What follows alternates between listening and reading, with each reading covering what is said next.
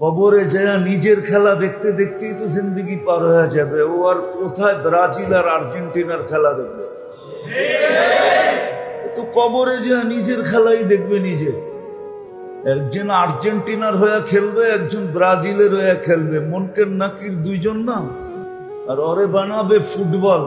ভাষার বিষয় না, লানত আমাদের জিন্দগির উপরে।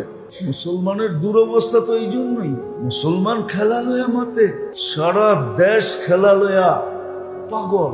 যুবক সমাজ দেখেন, যত জার্সি আর যত ফ্ল্যাগ, আর আরেকটা জানি বলে কি বড় বড় লাগায় ফিস্টন, না জানি কি বলে, মোটা প্লাস্টিক দিয়ে লাগায়।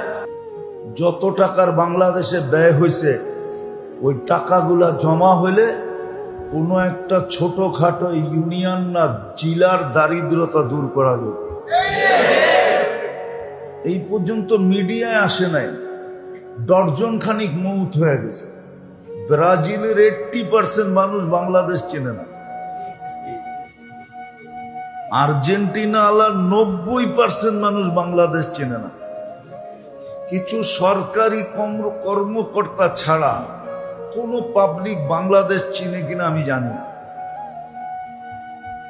আমি বুড়া বলতেছি, কোন মিডিয়া দিয়া না, বুড়ার অভিজ্ঞতা। বাংলাদেশ চিনে না। জিজ্ঞাসা করে বাংলাদেশ কোন জায়গায়? সত্য এটাই। অথচ খেলার জন্য জান দিতেছে, খেলার জন্য নামাজ ছেড়ে দিতেছে। ভাগ্যিস আজকে জুমার সময় খেলা নাই। খেলা থাকলে তো মনে হয় এই কটা মুসল্লিও পাওয়া যেত না। গ্রামের এরকম কোন বাজার নাই যে বাজারে প্রজেক্টর না লাগানো আছে, বড় বড় পর্দার প্রজেক্টর। আমি গত 2-3 দিন আগে দেখে আসছি মাদারীপুরে, শরীয়তপুরে। হ্যাঁ,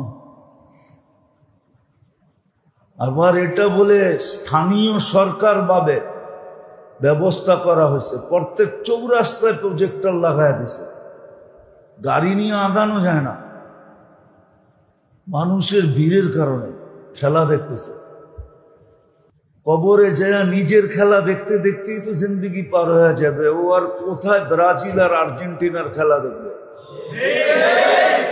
তো কবরে যায় নিজের খেলাই দেখবে নিজে।